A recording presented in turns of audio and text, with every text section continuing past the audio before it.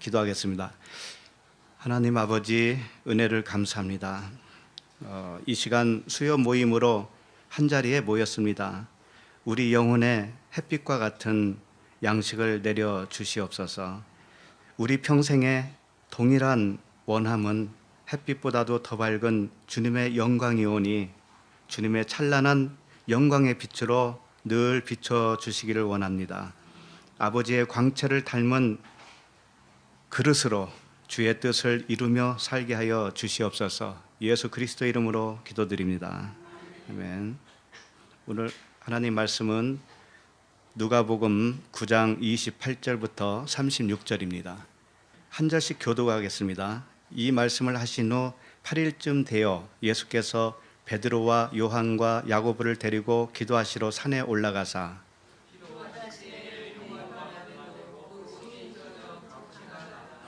문득 두 사람이 예수와 함께 말하니 이는 모세와 엘리야라.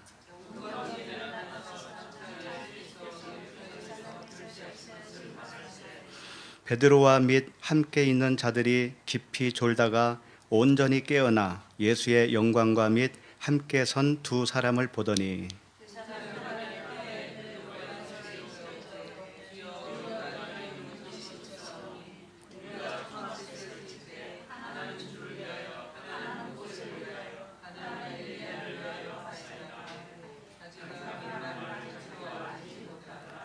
이 말 할 즈음에 구름이 와서 그들을 덮는지라. 구름 속으로 들어갈 때에 그들이 무서워하더니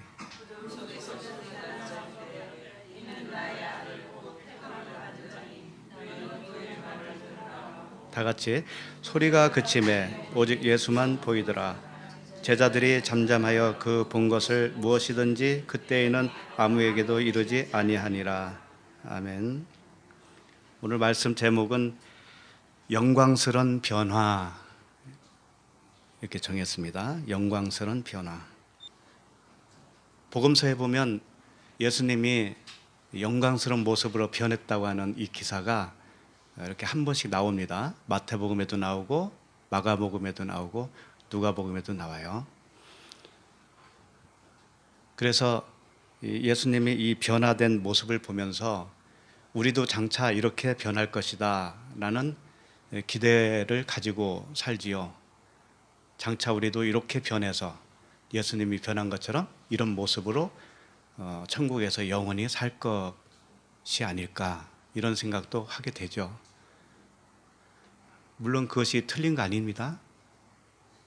틀린 거 아니에요. 맞아요. 그런데 문제는 우리가 눈으로 보는 그 변화된 그 빛난 광채, 눈으로 보는 그런 광채가 아니라는 거예요. 생각을 해보세요. 우리의 육신으로 눈으로 보는 그대로 됐다면 그게 무슨 천국이겠어요? 그 물질 세계지. 우리가 사는 이 세상에 햇빛이 비치잖아요. 햇빛도 물질입니다. 태양이 물질이에요. 근데 천국은 그게 아니란 말이에요. 그렇기 때문에 이 말씀도 오해하기 쉬워요. 굉장히 오해하기 쉽습니다. 이런 생각을 하게 됐어요. 정말 하나님 말씀이 없으면 무슨 재미로 살까?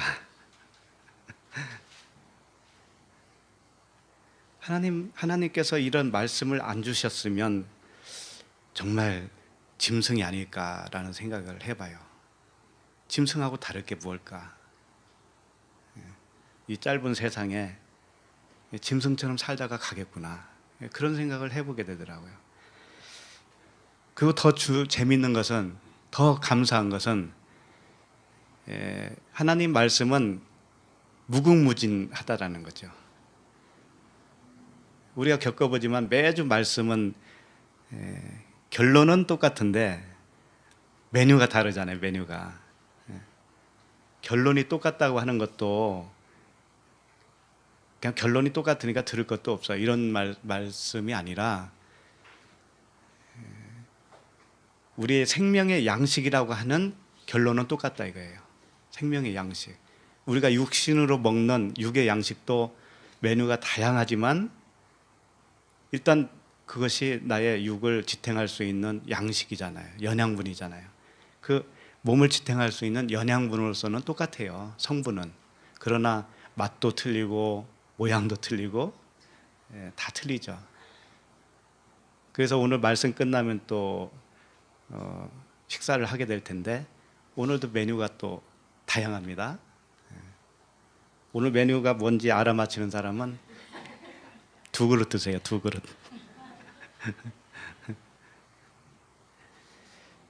그래서 감사한 것은 매주 말씀이 다 다르다는 거죠.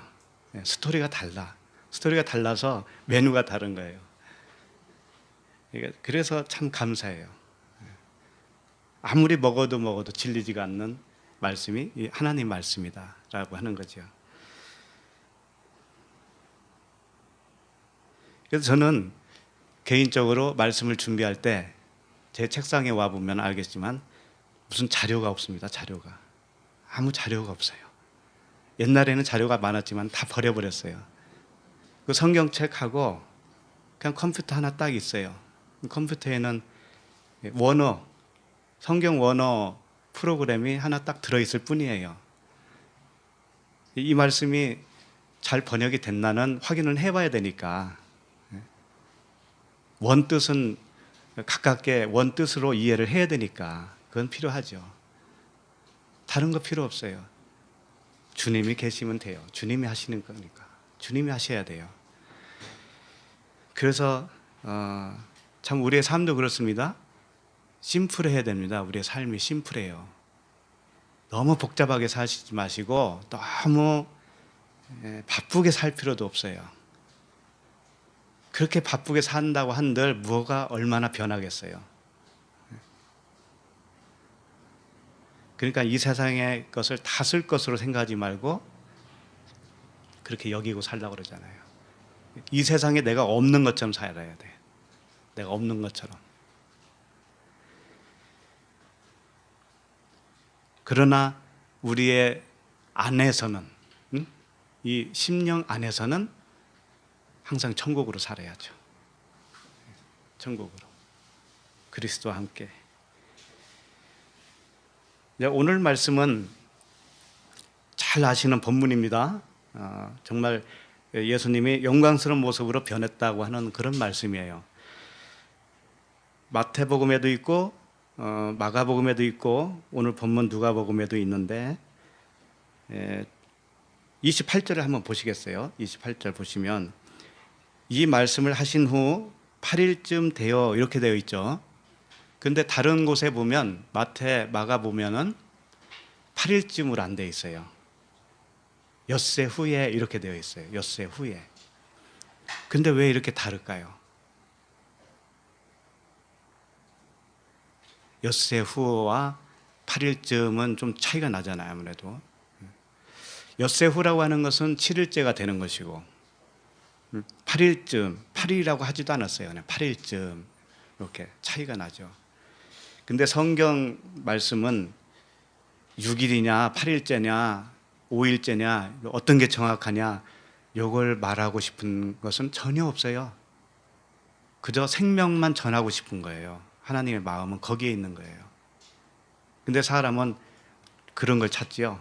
여기서 무슨 근거를 찾고 창조 기사를 통해서 이 땅이 이 우주 만물이 어떻게 생성됐나 그런 거 찾잖아요. 하나님 말씀은 그런 거 아닙니다. 그냥 생명을 전하기 위해서 쓰신 책이 성경책이기 때문에 그래요. 왜 8일쯤 했느냐면은 8일이라고 하는 것은 7일 다음이잖아요. 그렇죠? 안식 후 첫날이잖아요. 안식 후 첫날. 그러니까 사실은 이게 첫째 날이에요. 첫째 날. 8일쯤이라고 하는 것은 첫째 날에 속하는 거예요.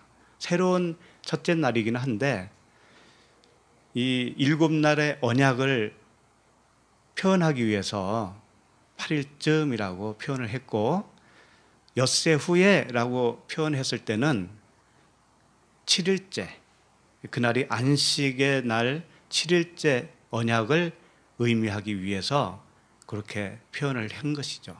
그래서 마태복음, 누가복음에서는 이 본문, 똑같은 본문 내용이지만 거기서는 7날 7일째 되는 부분으로 표현을 하는 거예요. 말씀을 주시는 거예요. 그래서 스토리를 읽어보면 조금씩 다릅니다. 그리고 오늘 누가복음에서는 지난주까지 우리 7일째까지 했잖아요. 그러니까 오늘부터는 다시 첫날부터 시작을 하기 때문에 8일쯤 돼요. 이렇게 표현하시는 거예요. 성경이 얼마나 정확한지 몰라요. 영적 눈으로 봤을 때 정확한 거예요. 엄청 정확해요. 그래서 오늘 말씀도 사실은 첫날부터 쭉 진행을 하는데 오늘 말씀 끝에까지는 3일째에 해당돼요. 3일째.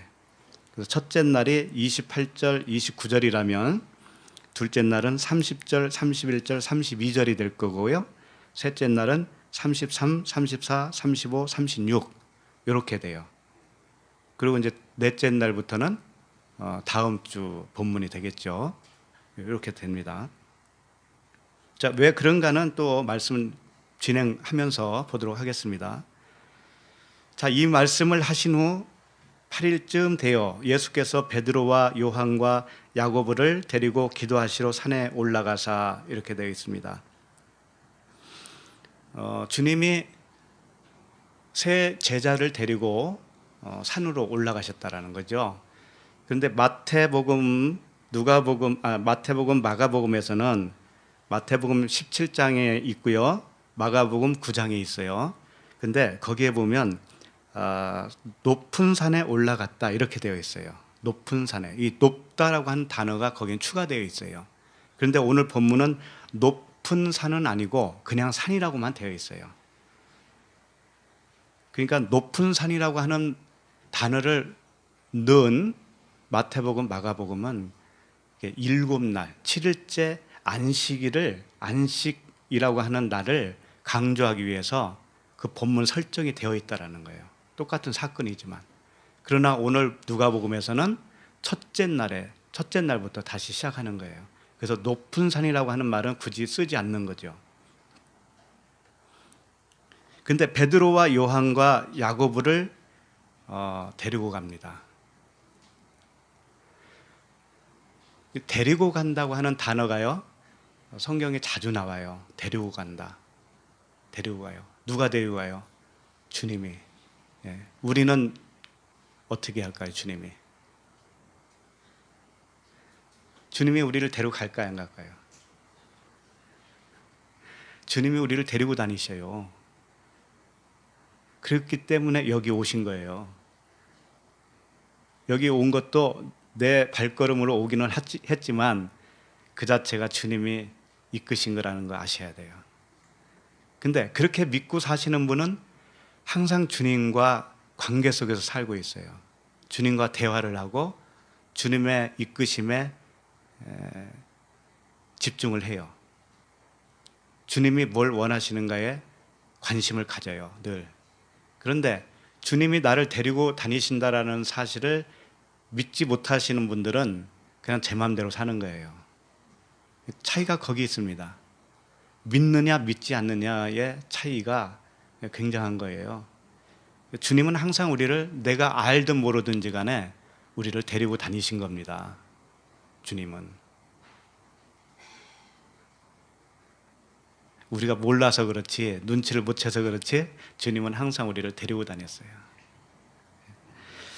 그런데 베드로와 야고보와 요한을 따로 세 명을 데리고 갔다는 의미는 이 베드로, 요한, 야곱은 그리스도라고 하는 분을 모형으로 삼고 있어요. 그것을 우리가 알 수 있어요.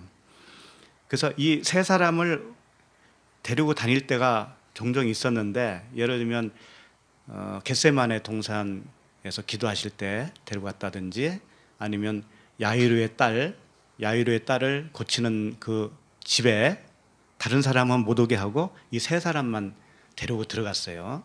그러니까 이런 것들이 뭐냐면 예수 그리스도를 표현하고 있는 거예요, 그 자체로.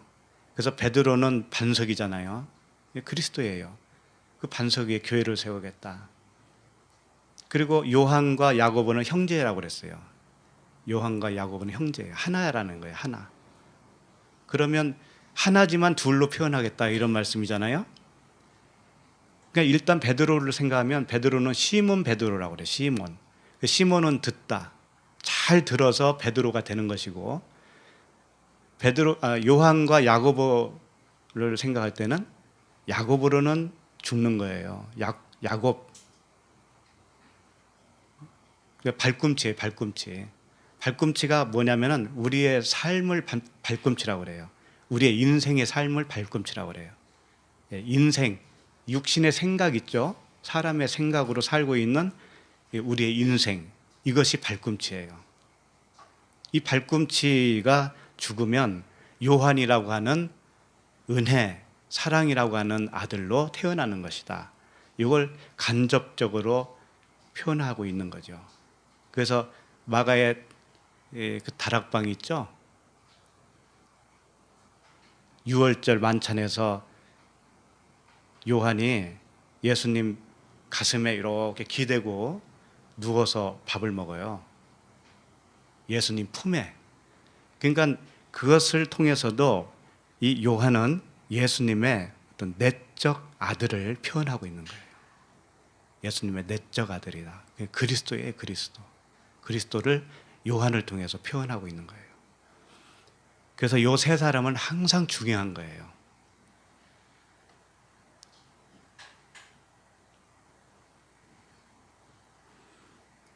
자, 그렇게 세 사람을 데리고 산으로 올라가셨습니다. 자, 29절을 읽겠습니다. 기도하실 때에 용모가 변화되고 그 옷이 휘어져 광채가 나더라. 자, 기도하실 때 주님은 제자들을 데리고 가는데 항상 기도는 자기가 하셔요. 겟세마네 동산에서도 너희들 여기 좀 기다리고 있어 하고 본인이 혼자 가셔서 기도하셔요. 여기서도 기도하시러 올라가셨는데, 산에 가셨는데 자기 혼자 기도해. 근데 따라간 제자들은 항상 졸아요. 항상 자. 그러니까 주님이 기도하실 때는 이게 이제 첫째 날에 속했으니까 기도하시는 건 뭐냐면 이게 선포예요. 선포. 그리고 용모가 변화되고 광채가 났다고 그랬잖아요. 요게 다시 말하면 빛이 있으라. 예수 그리스도께서는 빛이시잖아요. 빛이 있으라라고 하는 것을 선포하시는 거예요. 선포. 그렇다면 선포한다는 것은 앞으로 너희들도 이렇게 되게 해줄게 라고 하는 언약이 여기에 스며 있는 것이죠. 그래서 주님이 기도를 먼저 하시는 겁니다. 우리들도 그렇습니다. 나의 나됨이 그분의 기도 덕분에 그랬다는 걸 아셔야 돼요. 여기까지 오게 된 것은 그분의 기도 덕분이었다 이거죠. 그분은 말할 수 없는 탄식을 하시는 분이세요. 성령께서는 우리의 구할 바를 아셔요. 우리는 구할 바를 알지 못하지만 그분은 아셔요. 그래서 그분이 항상 기도해 주시는 겁니다. 기도하실 때 용모가 변화됐다 이렇게 되어 있습니다. 그럼 용모가 뭐냐면 용모 이렇게 두 단어예요. 프로스폰이라고 하는 단어인데 이건 얼굴입니다. 얼굴. 그다음에 용모 할 때 모가 뭐냐면 에이도스라고 하는 것인데 모양이란 뜻이에요. 모양. 그러니까 용모가 변했다는 것은 무엇가 변했다는 거예요? 얼굴이 변했다 이겁니다. 얼굴이. 그리고 변화되고 이렇게 되어 있는데 헤테로스라고 하는 단어인데요. 이건 뭐냐면 변화됐다. 이것은 뭐냐? 다른 것으로 됐다 이런 뜻입니다. 다른 것이라는 뜻이에요. 헤테로스는 다른 것. 그러면 마태복음 17장 1절에서 또는 마가복음 9장 2절에서는 뭐라고 되어 있냐면 이 단어가 아니에요. 헤테로스가 아니고 메타몰포호 이렇게 되어 있어요. 메타몰포호. 이것은 한글로는 어떻게 되어 있냐면 변형됐다 이렇게 되어 있거든요. 변형됐다. 여기서는 변화됐다. 다른 곳에서는 변형됐다. 단어가 틀려요. 단어가. 메타몰포호. 본문에서는 헤테로스 이렇게 되어 있는데, 헤테로스는 다른 것이라고 한다면, 메타몰포는 뭐냐면 이 변형됐다 이러는 거예요. 무슨 차이가 있냐면 이런 거예요. 옆 사람과 내가 다르죠. 이것처럼 다른 거예요. 오늘 말씀은 변형됐다, 변화됐다라고 하는 것은 완전히 다른 거예요. 다른 거.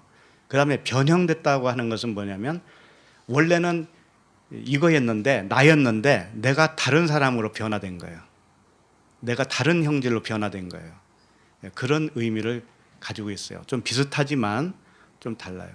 예를 들면 물이 변해서 포도주가 되는 것이 뭐냐면 변형됐다라고 표현할 수 있다면, 오늘 본문처럼 변화는 뭐냐면 다른 책 할 때, 다른 복음 할 때, 다른 길 할 때 완전히 다른 거, 이걸 말하고 있죠.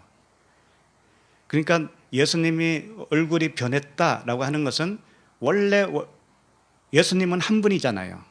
한 분이신데 다른 형질로 변했다라고 하는 것도 되고, 완전히 다른 형질이 됐다, 다른 길이 됐다, 다른 존재가 됐다, 이렇게 표현도 가능한 거죠. 그래서 이렇게 두 가지로 알려주고 있는 거예요. 완전히 다르다.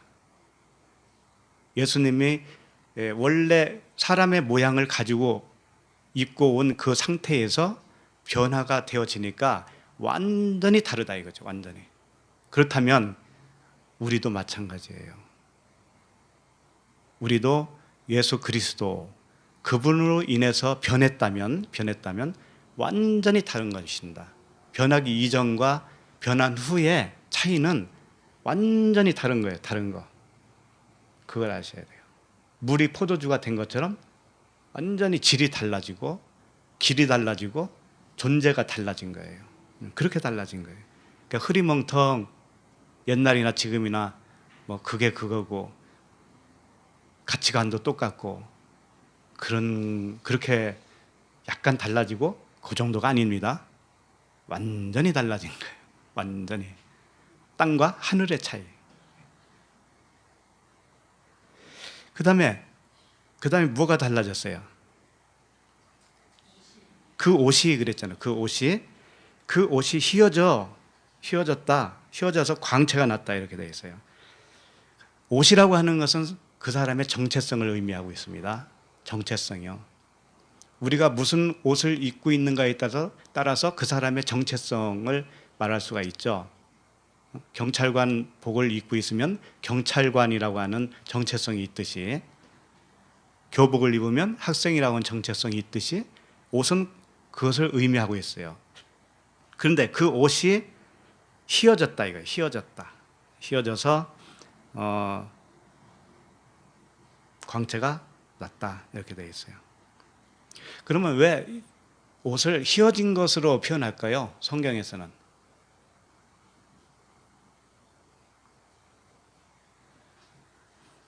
이런 말씀이 있어요. 마태복음 5장 36절에 보면, 내 머리로도 하지 말라, 이는 내가 한 터럭도 희고 검게 할 수 없음이라.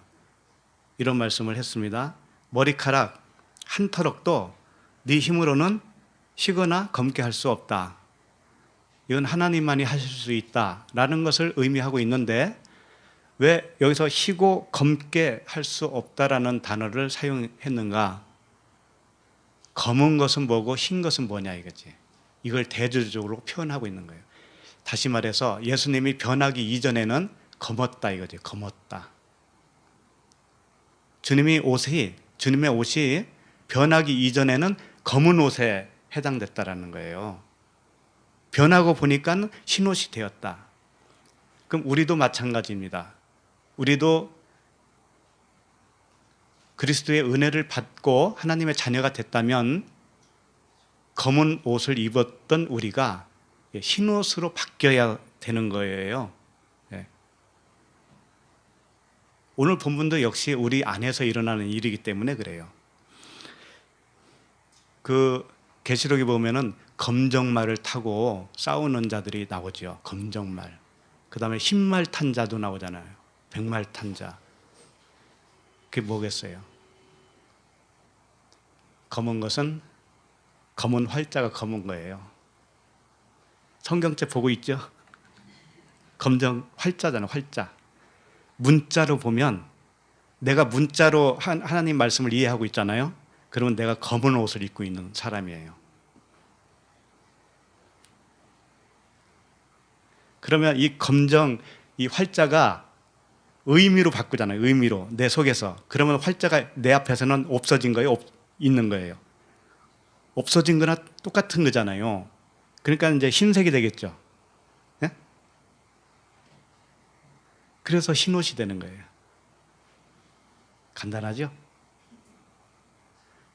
그러니까 문자주의는 검은 옷을 입은 자고 흰옷을 입은 자는 그 검은 활자 속에서 그리스도를 발견한 사람이에요. 그리스도를 발견한 사람. 그리스도를 발견해서 나의 생각이 부인되어지고 내 육신의 가치관과 육신의 눈으로 보던 하나님과 하나님의 말씀을 이제는 그리스도로, 은혜와 진리이신 그리스도로 발견되어져서 그 존재로 내가 살고 있다면 내가 흰옷을 입은 자예요. 예수님은 그걸 우리에게 지금 샘플로 보여주고 계시는 거예요. 오늘 말씀을 통해서. 그러니까 서두의 말씀을 이미 드렸지만 눈으로 보는 광채, 하얗게 빛나는 흰옷 또는 얼굴이 변했다라든지 이런 거 눈으로 보는 변함이 있죠. 그것은 가짜라는 거 아셔야 돼요. 주님은 실제로 모습을 변해서 제자들에게 보여주신 것은 사실이지만 제자들도 나중에 보면 여기 호라호라고 돼 있어요. 그 본 것이 육신의 눈으로 본 게 아니란 말이에요. 예수님이 이렇게 변행됐다고 하는 이 말씀조차도 제자들이 뭐라고 기술한 거냐면 호라호 한 거야. 호라호. 의미로운 거다. 의미로. 예수님이 진짜 그렇게 막 광채가 나고 변하고 그런 건 줄 아니? 그런 게 아니라는 거예요.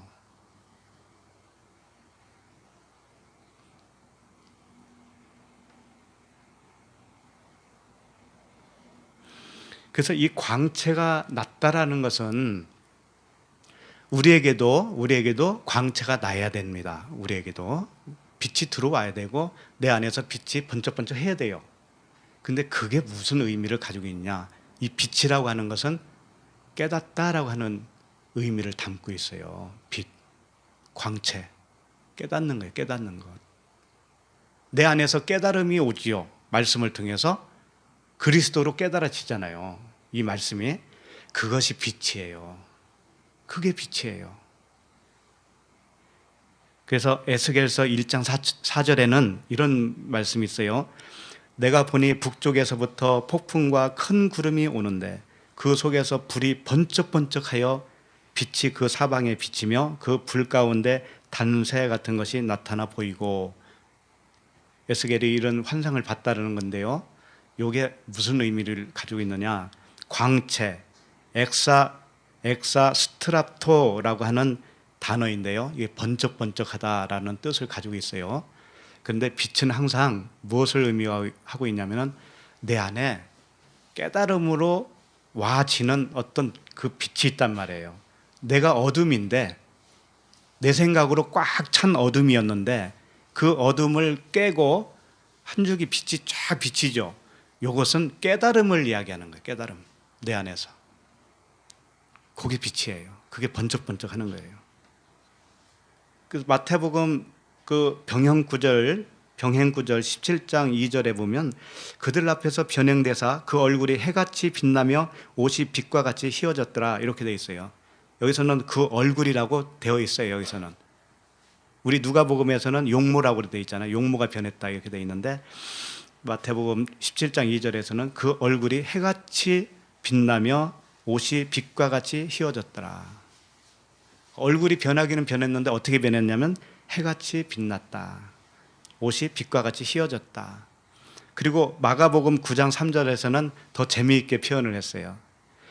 그 옷이 광채가 나며 세상에서 빨래하는 자가 그렇게 쉬게 할 수 없을 만큼 매우 휘어졌더라 이렇게 되어 있어요.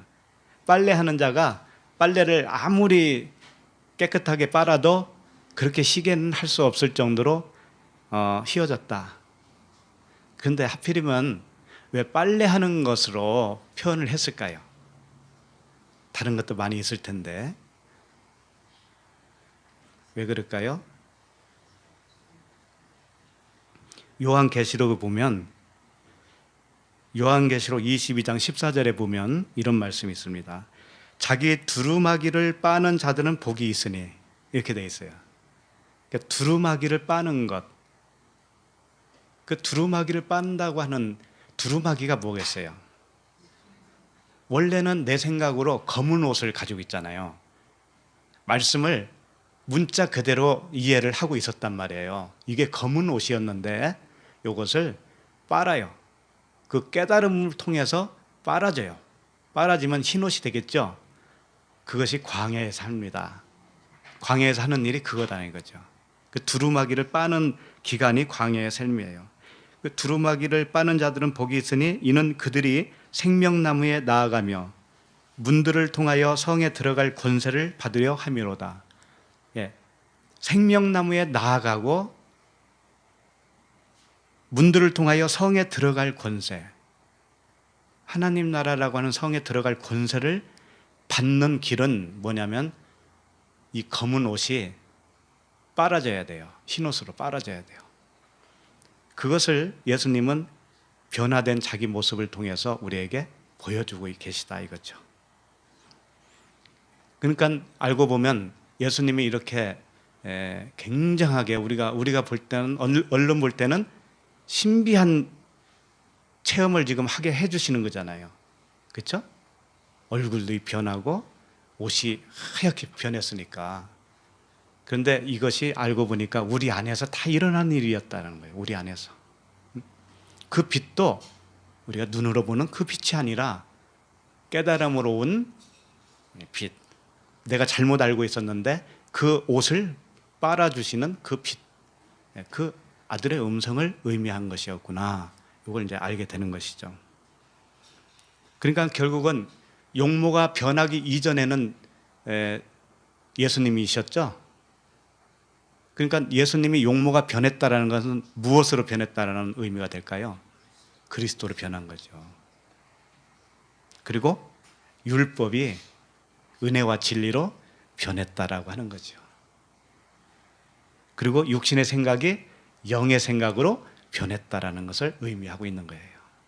우리 안에서 일어나는 그런 일이에요. 자, 그러면 30절을 같이 읽겠습니다. 문득 두 사람이 예수와 함께 말하니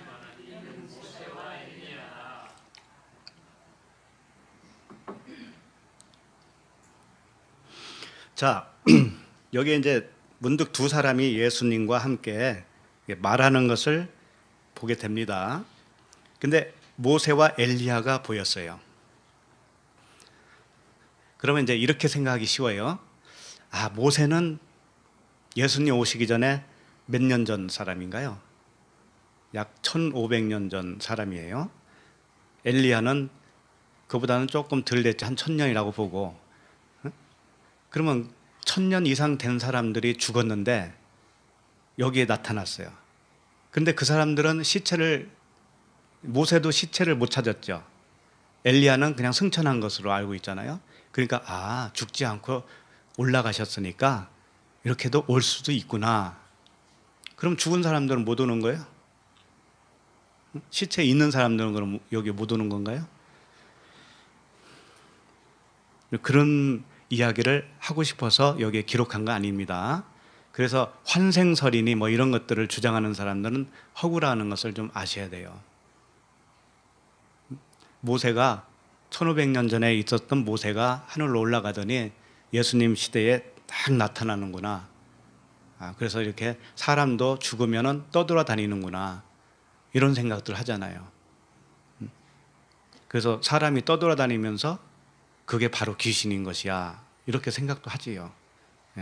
그런 생각은 안 하는 게 좋아요. 성경은 죽었다가 살아난 사람 이야기 하고 싶어서 하는 것도 아니고 영원히 떠돌아다닌다는 말도 하고 싶은 것도 아니고 오직 진리만을 설명하기 위해서 기록을 하셨다라는 거죠. 그러면 왜 모세와 엘리야를 여기다 기록을 했느냐 이거죠. 예수님과 함께 왜 세 명이서 세 분이 이렇게 뭔가를 이야기를 한단 말이죠. 그 다음에 보면은 무슨 이야기를 나눴다고 그래요? 예수님에 대한 예루살렘에서 별세한다라는 거 하는 거. 별세, 예수님의 별세에 대한 이야기를 나눴다 이거죠. 근데 별 이야기는 없습니다. 그거밖에는 없어요. 뭐 그들이 와서 예수님이 죽으실 텐데 얼마나 아프실까 그 걱정했다는 말도 없고 뭐 조의금을 가지고 갔다라든지 뭐 그런 말도 없어요. 이게. 근데 모세가 상징하는 것이 있어요. 모세가. 그래서 여기다 등장을 시키는 겁니다. 모세가 무엇을 상징하죠? 율법을 상징을 하죠. 그런데 율법을 상징하는데 왜 여기에 나타나느냐? 그것을 좀 알기 위해서 신명기 18장 15절로 가보셔야 됩니다. 다 같이 한번 펴보시겠어요? 신명기 18장 15절. 내 하나님 여호와께서 너희 가운데 내 형제 중에서 너를 위하여 나와 같은 선지자 하나를 일으키시리니 너희는 그의 말을 들을지니라. 16절. 이것이 곧 내가 총회의 날에 호렙산에서 내 하나님 여호와께 구한 것이라. 곧 내가 말하기를 내가 다시는 내 하나님 여호와의 음성을 듣지 않게 하시고 다시는 이 큰 불을 보지 않게 하소서. 두렵건대 내가 죽을까 하나이다 하매. 자, 이게 무슨 말이냐? 호렙산, 시내산이죠? 시내산에서 모세가 하나님이 모세를 불렀습니다. 그런데 그때 처음에는 하나님이 직접 말씀하셨어요. 백성들에게 말씀을 직접 하셨더니 어떤 현상이 있었냐면은 백성들이 죽겠다라는 거죠. 하나님이 직접 말씀을 하시니까 귀가 터질 것 같고 몸이 다 타서 죽어버릴 것 같아요. 하나님이 직접 나타나시니까 견딜 수가 없어요. 그 앞에서. 그러니까 백성들이 뭐라고 외쳤냐면 그만하세요. 그만하세요. 우리 죽겠습니다. 하나님이 직접 말씀하시지 마시고 좀 다른 사람을 통해서 점잖게 좀 얘기해 주실 수 없습니까? 이걸 요청한 거예요. 죽게 생겼으니까. 그때 그 이야기를 하는 거예요, 지금. 17절 보세요. 17절. 여호와께서 내게 이르시되 그들의 말이 옳도다. 하나님도 옳다라고 하신 거죠. 하나님이 그들을 죽이고 싶은 마음은 없었을 거 아닙니까? 그래, 너희들이 내가 직접 말하면 너희들 죽을 것 같으니 그만하라고 하는 거 좋다, 옳다. 그리고 어떤 한 사람을 세워달라. 이게 참 옳다 이거예요. 그렇게 해주겠다 이거죠, 하나님이. 그래서 18절에 보세요. 내가 그들의 형제 중에서 너와 같은 선지자 하나를 그들을 위하여 일으키고 내 말을 그 입에 두리니 내가 그에게 명령하는 것을 그가 무리에게 다 말하리라. 이제 이렇게 말씀하시는 거예요. 이게 뭐냐면은 그들의 형제 중에서 너와 같은 선지자 하나를 그들을 위하여 일으키고, 너와 같은 선지자가 누구냐면 모세와 같은 선지자죠. 모세와 같은 선지자를 내가 일으켜서 그 선지자에게 말을 넣어주겠다 이거죠. 그 입에다가. 왜? 너희들 죽이고 싶지 않으니까. 하나님이 직접 말씀을 하면 다 죽으니까, 다 타서 죽으니까 내가 한 선지자를 세워서 거기다가 그 입에다가 말씀을 넣고 그 선지자를 통해서 너희들에게 점잖게 얘기하게 하겠다. 그러면 너희들은 그 선지자의 말을 들으면 될 거 아니냐 이거잖아요. 그래서 모형으로 주어진 것이 모세고, 그 후에 그 모세와 같은 선지자가 누구예요? 예수 그리스도시죠. 예수님이셔요. 그 예수님이 지금 이때 말씀한 것을 실행으로 옮기고 있는 거예요. 그러니까 예수님 자신이 그때 하나님께서 말씀하신 그 선지자다라고 하는 것을 증명하고 있는 거예요. 지금 증명하고 있다고요. 이 변화산에서. 자, 20절을 좀 보시겠습니까? 아니 19절. 지금 신명기 18장 19절. 누구든지 내 이름으로 전하는 내 말을 듣지 아니하는 자는 내게 벌을 받을 것이요. 그러니까 한 선지자를 일으켜서 그를 통해서 하나님이 하고자 하는 말씀을 다 할 텐데 그의 말을 안 들으면 어떻게 되느냐? 벌을 받는다 이거죠. 그러니까 예수 그리스도의 말을 들어라 이런 뜻이겠죠. 그 다음에 20절. 만일 어떤 선지자가 내가 전하라고 명령하지 아니한 말을 제 마음대로 내 이름으로 전하든지 다른 신들의 이름으로 말하면 그 선지자는 죽임을 당하리라 하셨느니라. 그러니까 쉽게 말해서 이거예요. 하나님께서 선지자를 세웠는데 하나님이 전하라고 명령하지 아니한 것을 제 마음대로 전하는 선지자가 있다면 그 선지자는 죽임을 당할 것이다. 이런 겁니다. 그러니까 가짜 선지자는 죽임을 당한다 이런 뜻이에요. 가짜 선지자도 있다라는 말이 되겠네. 그 다음에 21절. 네가 마음속으로 이르기를 그 말이 여호와께서 이르신 말씀인지 우리가 어떻게 알리오 하리라. 자, 우리들도 그런 생각 갖지요. 응? 어떤 말씀을 들을 때 그 말씀이 정말 하나님이 주신 말씀일까? 이 의심을 가질 수가 있단 말이에요. 누구든지 저 말씀이 진짜 말씀일까? 이런 의심을 가질 수가 있단 말이에요. 가질 필요가 있죠. 또 아무거나 다 들으면 안 되니까. 그러니까 주님이 내가 그 선지자의 입을 통해서 하고자 하는 말씀을 하고 있는지 안 하는지 너희들이 생각을 할 것이다. 그런데 22절. 만일 선지자가 있어 여호와의 이름으로 말한 일에 증언도 없고 성취함도 없으면 이는 여호와께서 말씀하신 것이 아니요 그 선지자가 제 마음대로 한 말이니 너는 그를 두려워하지 말지니라. 이렇게 되어 있어요. 다시 말해서 하나님께서 세우시는 선지자가 있는데 예수 그리스도시에요. 그런데 그분이 진짠가 아닌가는 무엇을 보면 알 수 있느냐면은 증언이 있는가, 성취함이 있는가 이것을 보라는 거예요. 증언이 있고 성취함이 있다면 그 사람은 하나님께서 세운 선지자가 맞을 것이고 증언도 없고 성취함도 없으면 그게 보이지 않으면 그 선지자는 가짜다. 그러니까 너희들은 두려워하지 말아라. 이런 뜻이잖아요. 그러니까 예수님이 진짜라는 것을 보여줘야 되겠어요? 안 보여줘야 되겠어요? 보여주셔야 돼요. 그것을 오늘 변화산상에서 그 일을 하시는 거란 말이에요. 그런데 주님이 변화되어서 얼굴이 희고 광채가 나고 옷이 휘어져서 빛이 나고 광채가 나고 이렇게 변해야만이 진짜 선지자라는 것을 증명이 되는 것이잖아요. 일단 본문상으로 봐서. 그럼 오늘날 말씀을 전하는 사람은 그리스도의 대행자예요. 그렇죠? 그러면 그런 사람은 어떻게 증언을 할 수 있을까요?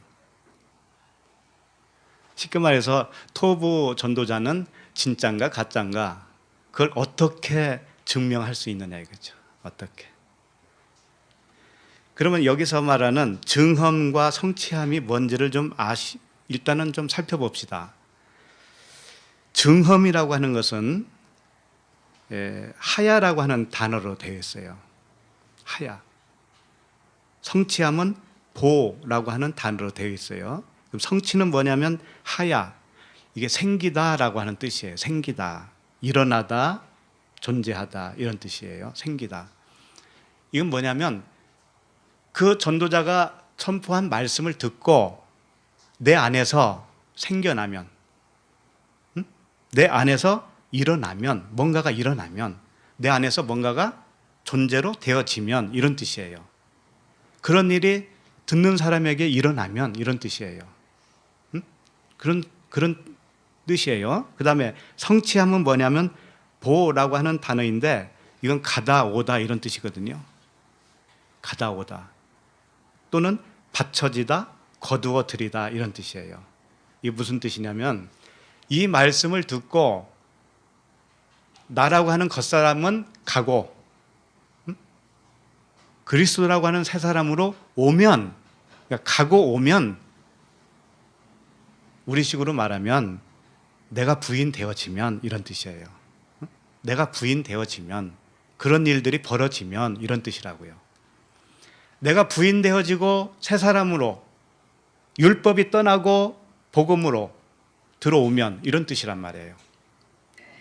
내 안에서 그런 일들이 생겨나면, 듣는 사람이 그런 일들이 자기 안에서 일어나면 이건 진짜다 라고 하는 거예요. 그런데 그런 일들이 벌어지지 않는다, 말씀을 들어도 아무 이상이 없다, 변화가 없다, 그러면 그 사람 무서워하지 말아라, 그건 가짜니까 이런 뜻이라고요.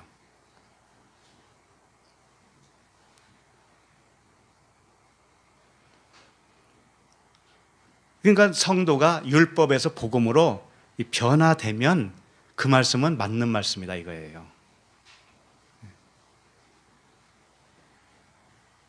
아셨죠? 그렇다고 눈으로 보는 그 빛으로 변하나 안 변하나 그거 보려고 하지 마시라고요. 그거 아니니까. 그러니까 모세는 지금 무엇을 가르쳐 주러 여기에 오셨는가 하면은 이 예수님이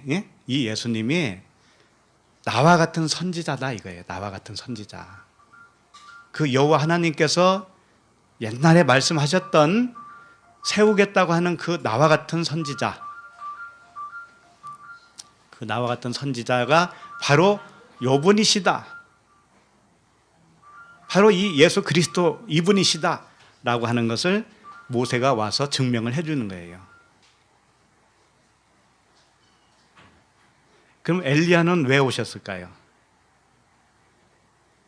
그 멀리서 엘리야는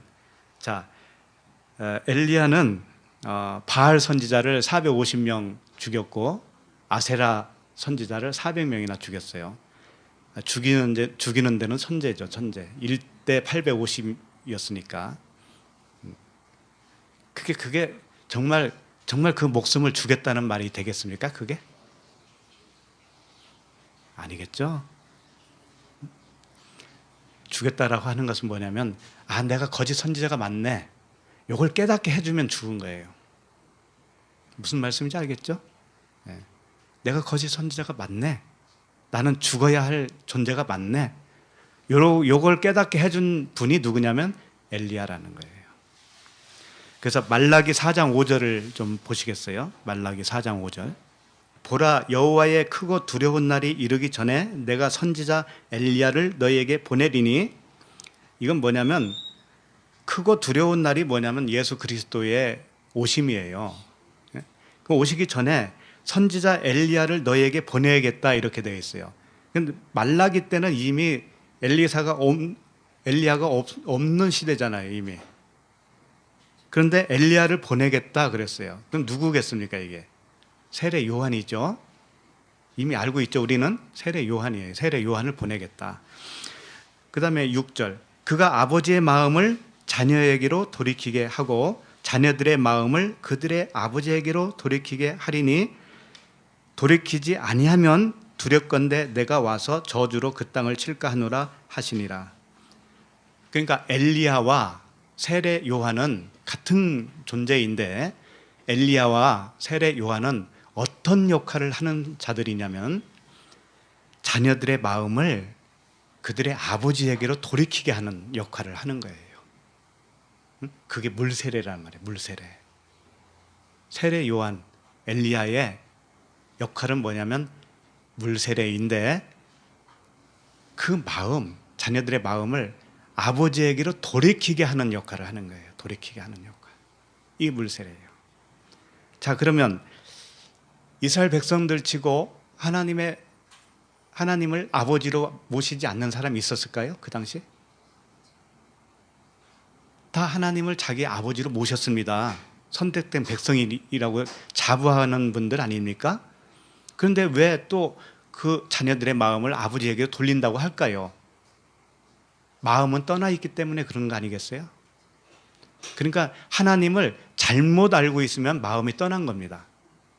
나 하나님 사랑해요.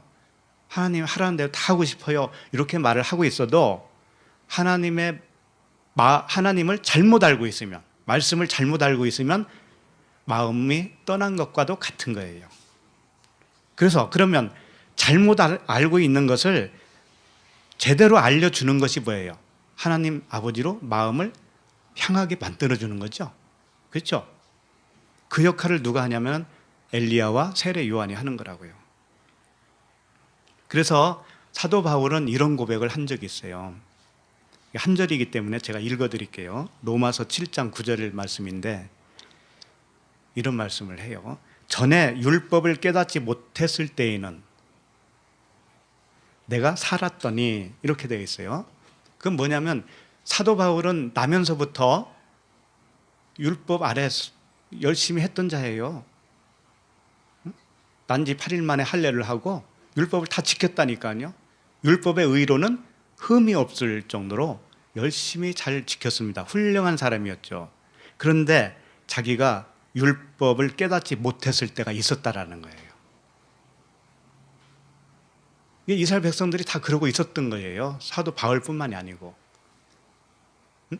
그랬는데 율법을 깨닫지 못했을 때는 율법을 열심히 행했을 때를 얘기하는 겁니다. 열심히 행했을 때, 그때는 내가 살았더니, 그러는 거예요. 내가 살았더니. 왜? 살아있는 게 맞죠. 왜? 죄인이 아니니까.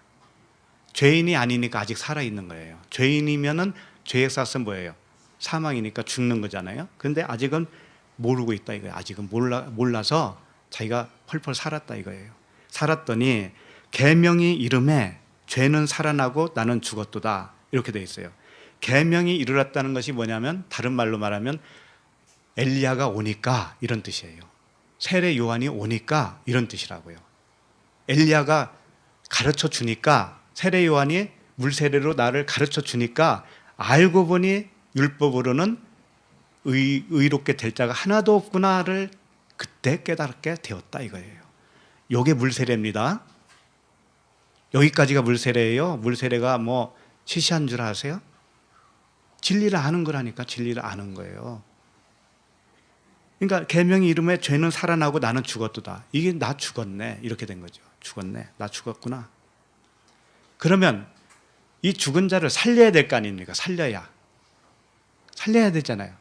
근데 살리는 방법은 뭐예요?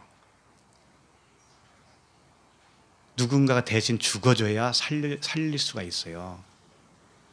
엘리야나 세례 요한은 대신 죽어주는 사람은 아니란 말이에요. 근데 대신 죽어주는 사람은 누구뿐이에요? 예수님 뿐이잖아요. 예수님. 오늘 별세한다고 왔잖아요. 별세하러 왔다고. 그러니까 예수님은 뭐냐면은 세례 요한과 엘리야가 죄인으로 만들어준 그 사람의 죄를 내가 죽어줄게, 이렇게 되는 거예요. 예수님은 내가 죽어줄게, 그리고 나서 살려주는 거예요. 살려주는 것이 불세례예요. 죽어주고 살려주는 거예요. 자기가 죽어주고 살려주시는 것이 뭐냐? 불세례예요. 불세례. 그래서 로마서 8장 3절 말씀이 있는 거예요. 제가 읽어드릴게요. 로마서 8장 3절. 율법이 육신으로 말미암아 연약하여 할 수 없는 그것을 하나님은 하시나니. 율법이 육신으로 말미암아 연약할 수 없다. 그러니까 사도 바울이 계명의 이름에 엘리야와 세례 요한의 차원으로 자기가 배우고 나니까 어떻게 됐냐면, 율법으로는 연약해서 할 수 없구나, 이걸 깨달았잖아요. 그것을 하나님은 하신다 이거. 하나님은 하신다. 어떻게 하시느냐?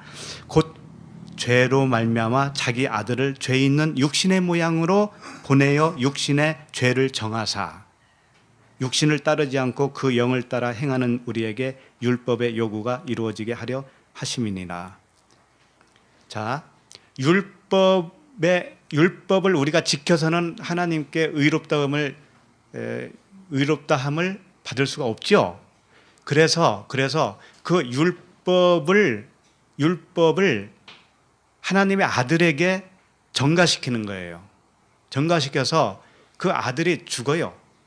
죽어주시면은 우리가 율법의 행위로 안 해도 하나님께 나아갈 수 있도록 길을 열어준 거죠. 그렇죠? 그게 하나님의 아들 예수님이 하신 거란 말이죠. 그렇게 해서 우리는 육신을 따르지 않고 이제는 영을 따르는 것이다. 육신의 법하고는 관계없이 영으로 따라가는 것이다. 영으로 살아가는 것이다. 이겁니다. 이게 복음이죠. 그래서 엘리야는 그 역할을 했다라는 거예요. 예수님께 바톤을 이어주는 거예요. 세례 요한이 물 세례를 주고 너희들 죄인 맞지? 그럼 어떨 거야 이제는? 너 죽었잖아. 이렇게 해주고 사라지는 거예요.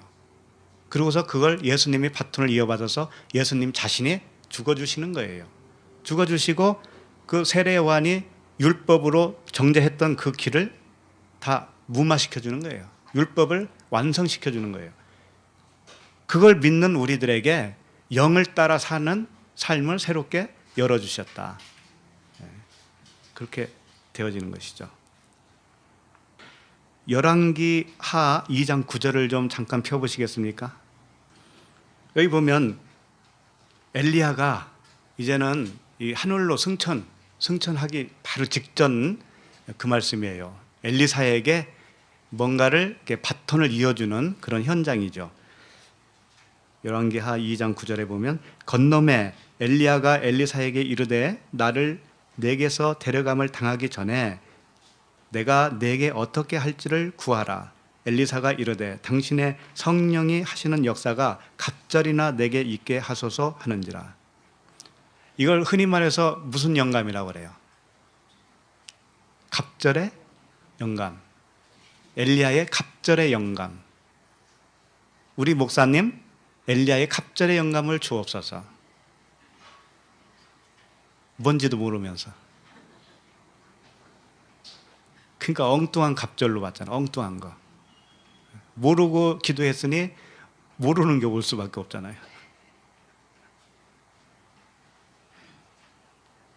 자, 엘리야가 나 지금 갈 텐데 엘리사에게 그러는 거예요. 너 마지막 한 가지 구하라.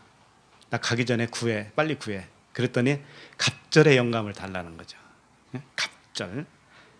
성령이 역사하시는 그 역사가 갑절이나 되게 해주세요. 10절.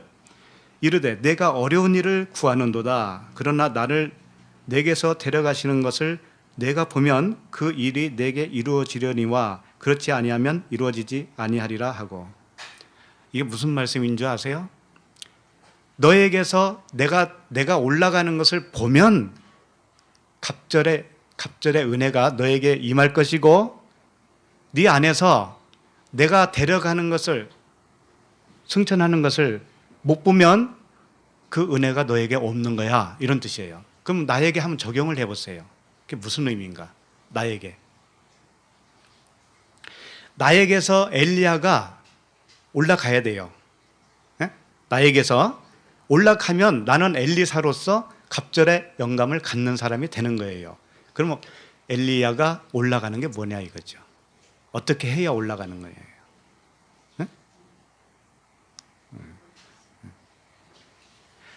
세례 요한이 물로 세례를 주죠.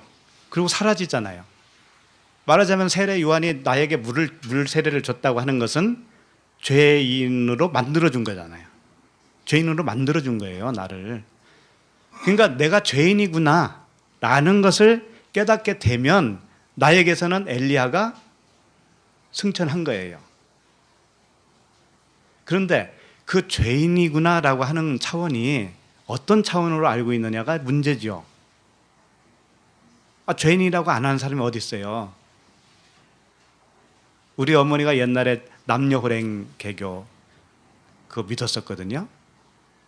그런데도 내가 죄인이다 그러더라고요. 전생에 죄가 많아서 이런 말씀을 하셨어요. 그럼 진짜 그게 죄인인 것을 깨달아서 그런 말씀을 하셨을까요? 그런 죄가 죄가 아니라는 거 아시죠?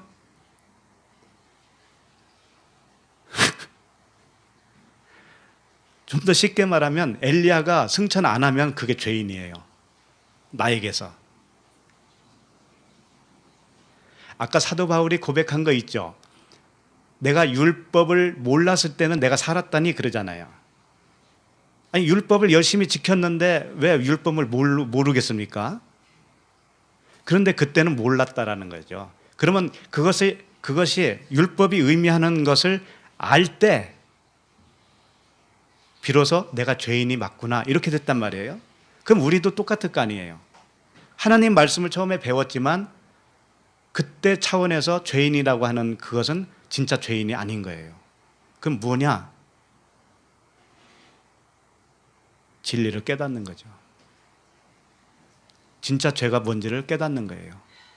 진짜 죄를 깨달으면 그때 엘리야가 나에게서 승천한 거예요. 응? 그러면 내가 엘리사로서 갑절의 영감을 갖는 겁니다. 그럼 갑절의 영감이 뭘까요? 살아나는 거잖아요. 첫 번째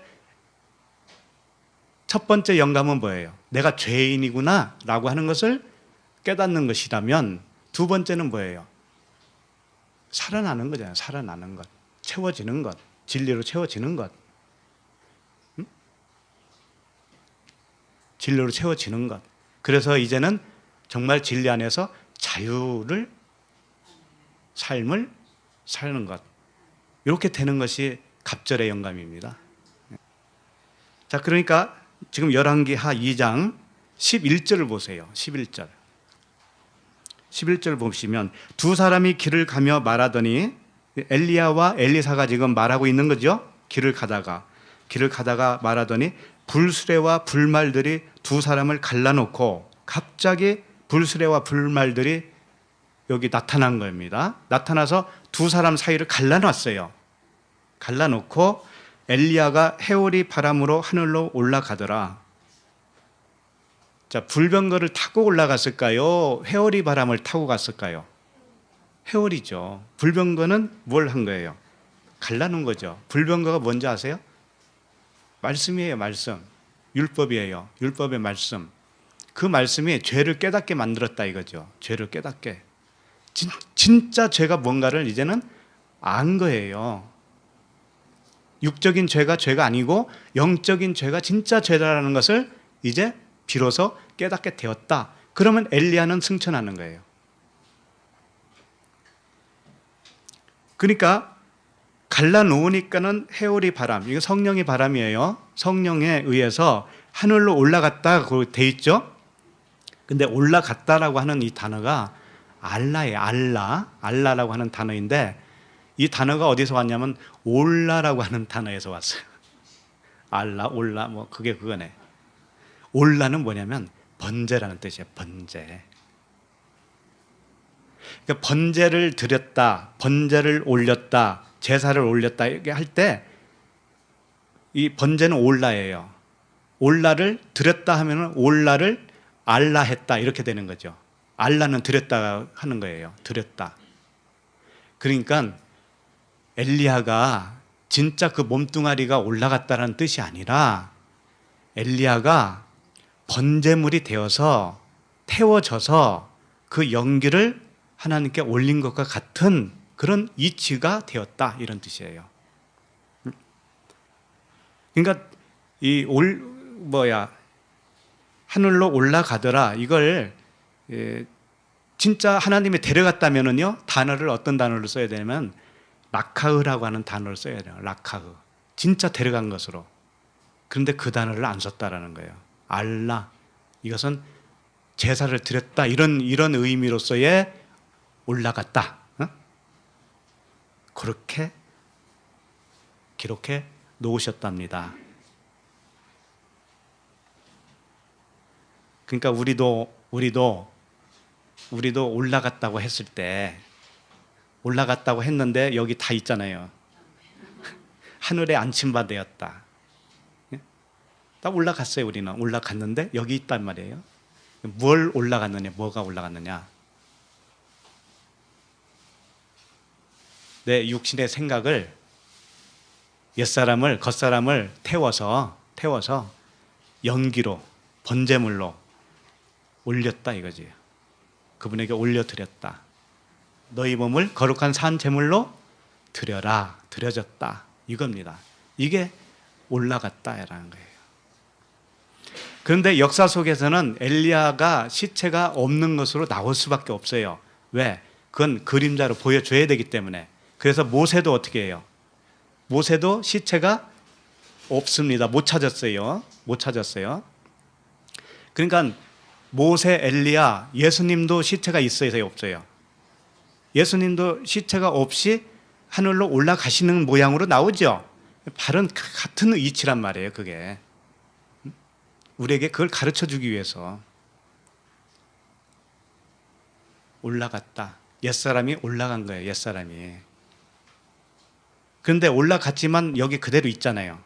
엘리사로 남는 거예요. 엘리사로. 엘리사가 그 올라가고 그리스도로 남아있는 그런 모습으로 여기서 이야기를 해주시는 겁니다. 그러니까 오늘 예수님이 변화된 모습과 함께 모세와 엘리야가 같이 왔다라는 것은 무엇을 알려주고 싶은가 하면은, 이렇게 올라갔다라고 하는 것은, 변형됐다라고 하는 것은 이런 것이야 라는 것을 보여줘요. 그러니까 겉사람과 속사람이 따로 있는 게 아닌 거예요. 사실은 내 겉사람이 변하잖아요. 그러면 그 변한 모습은 예수님이 변한 모습과도 같은 모양이에요. 그걸 보여주는 거예요. 자, 31절 가겠습니다. 오늘 본문 말씀 31절 좀 읽어주시겠어요?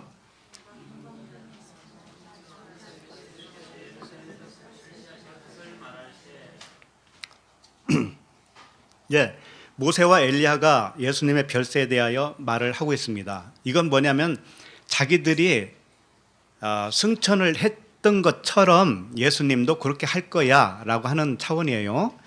그러면 예수님이 별세한다고 그랬는데 이 별세는 뭘까요? 죽음이죠. 죽음이잖아요. 죽는다 이런 뜻이죠. 그런데 죽는다라고 하는 단어를 여기서 사용하지 않았어요. 무슨 단어를 썼느냐? 엑소도스. 엑소도스라고 많이 들어봤죠. 출애굽이잖아요. 출애굽. 애굽에서 탈출하는 것이 뭐예요? 엑소도스. 탈출이 엑소도스예요. 탈출하다. 그러면 예루살렘에서 예수님이 탈출한다 이거죠. 이게 무슨 의미입니까? 예루살렘에서 예수님이 탈출을 해. 이게 무슨 뜻일까? 예수님이 지금 변화된 모습이죠. 이것이 뭐냐면 지금 탈출한 모습이에요. 탈출한 모습이에요. 자기의 본 모습이 있었잖아요. 예수님 몸이 있었죠. 여기서 지금 변화가 됐죠. 완전히 다른 형체로. 이것이 뭐냐면 원래 있었던 모습에서 탈출한 모습이 있잖아요. 그렇죠? 그걸 말하는 거예요. 우리가 십자가에서 죽었다 이런 말을 자꾸 쓰잖아요. 너 죽어야 돼 이런 말도 하잖아요. 다르게 표현하면 뭐냐면 너 탈출해야 돼 이렇게도 되는 거예요. 너 탈출해야 돼. 엑소도스 해야 돼. 애굽에서 출애굽해야 돼. 이런 것과도 같은 거예요. 그러면 예루살렘에서 탈출한다는 것은, 예루살렘은 이스라엘의 수도죠. 이스라엘의 수도예요. 그래서 이런 말씀을 한 적이 있어요. 그 누가복음 13장 33절에 보면, 그러나 오늘과 내일과 모레는 내가 갈 길을 가야 하리니 선지자가 예루살렘 밖에서는 죽는 법이 없느니라. 예루살렘 밖에서는 죽는 법이 없대요. 선지자는. 그럼 예수님도 그래서 예루살렘 밖에서 죽는 게 아니고 예루살렘에서 죽는다 이거죠. 그래서 그분은 실제로 예루살렘에 입성을 하신 거예요. 죽으러. 그렇죠? 그러면 그게 무슨 의미겠어요? 예루살렘은 이스라엘의 수도예요. 그러니까 율법의 핵심이에요. 율법의 핵심. 율법 안으로 들어가신 거예요, 그분이. 그럼 거기서 별세하신다, 거기서 탈출하신다라고 하는 의미는 뭐냐면, 거기서 탈출하는 것이 뭐냐면 그리스도가 되는 거거든요. 그러니까 우리로 말하면 나라고 하는 옛사람이 뭐냐면 예루살렘이에요. 표면적 예루살렘. 옛사람이. 그러면 여기서 죽는다고 하는 것은 거기서 탈출하는 거예요. 탈출하는 거예요. 탈출하는 것이 그러면 예루살렘이 어디 남아있고 나만 어디 가느냐 그런 게 아니고 변화되는 거죠. 변화되는 거. 예수님은 그대로 계신데 이거 변화되는 거예요. 우리도 지금 그냥 있잖아요. 여기에 겉사람이 있었는데 그 겉사람이 어떻게 되는 거예요? 변화되는 거예요. 변형. 완전히 물이 포도주가 된 것과 같이 변하는 거예요. 겉사람이 속사람으로 변하는 것. 이게 뭐예요? 엑소더스. 탈출이다. 이거 탈출. 그래서 항상 예루살렘에서 죽으시는 모습, 선지자들도 그렇고, 그것은 뭐냐면 겉사람에게서 율법에서 탈출하는 모습으로 보여주기 위해서 그런 거예요. 율법에서 탈출하는 것. 무엇으로 탈출하느냐? 은혜와 진리의 복음으로 탈출하는 것. 이 검은 옷, 검은 활자가 검은 옷이에요. 검은 활자를 의미를 그리스도로, 은혜와 진리로, 언약으로 깨닫게 되면 활자는 없어지는 겁니다. 내 안에서는. 그럼 변한 거죠. 그대로 있는데 변한 거죠. 이 66권이 예루살렘이라면 여기서 탈출하는 것, 은혜와 진리로 탈출하는 것, 그리스도로 탈출하면 그것이 곧 변화된 모습이다. 그게 곧 광채가 나는 모습이다. 옆 사람 좀 보세요. 광채가 나는지. 자, 32절을 좀 읽겠습니다. 베드로와 및 함께 있는 자들이 깊이 졸다가 온전히 깨어나 예수의 영광과 및 함께 선 두 사람을 보더니. 베드로와 함께 간 자들은 항상 가면 졸아요. 그것도 깊이 졸다. 깊이 졸다.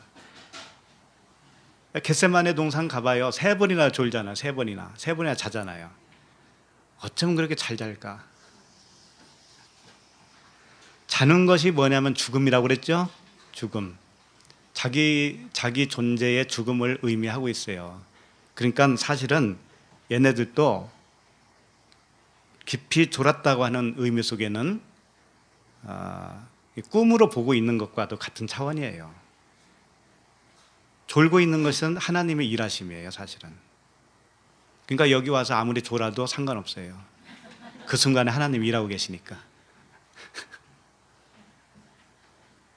그렇게 해서 깨어난 거죠. 깨어나면 예수와 영광을 보는 거죠. 보는 거예요. 이게 본다라고 하는 의미는 에이돈이라고 하는 단어고, 나중에 나오는 봤다라는 의미는 호라우로 되어 있어요. 그러니까 처음에 에이돈으로 봤다가 나중에는 호라우로 봐요. 그러니까 의미로 보는 거예요. 깨달음으로 보는 거라고요. 그러니까 졸았다라고 하는 의미를 여기다가 넣은 것은 뭐냐면은 지금 이게 둘째 날 세례받는 그런 언약 측면에서 보면 둘째 날에 속하거든요. 둘째 날에 속하기 때문에 여기서는 죽어야 되는 거예요. 죽는 것으로 나올 수밖에 없어요. 그런데 그 죽음이 뭐냐면 창조란 말이에요. 죽음이 창조예요. 나에게서 죽음을 발견하는 것이 뭐냐면 하나님의 창조예요. 나에게서는 죽음을 발견하는 거예요. 예수의 영광과 및 함께 선 두 사람을 보더니 그랬는데, 여기서 두 사람이라고 하는 단어를 안드로포스라고 주로 쓰는데, 여기는 안드로포스가 아니라 아네르라고 하는 단어예요. 왜 이렇게 썼는가 하면 아네르는 남편, 남자 그런 뜻이에요. 그러니까 엘리야와 엘리사, 예수님을 이 변화된 모습을 봤잖아요. 이걸 남자로 본다라는 의미가 되는 거죠. 그러니까 이게 변화가 된 모습이야말로 남자인 거야, 씨 가진 자인 거야, 이런 의미예요.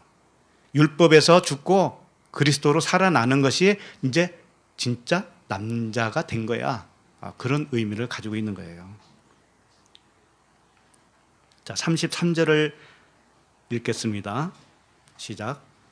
두 사람이 떠날 때에 베드로가 예수께 여짜오되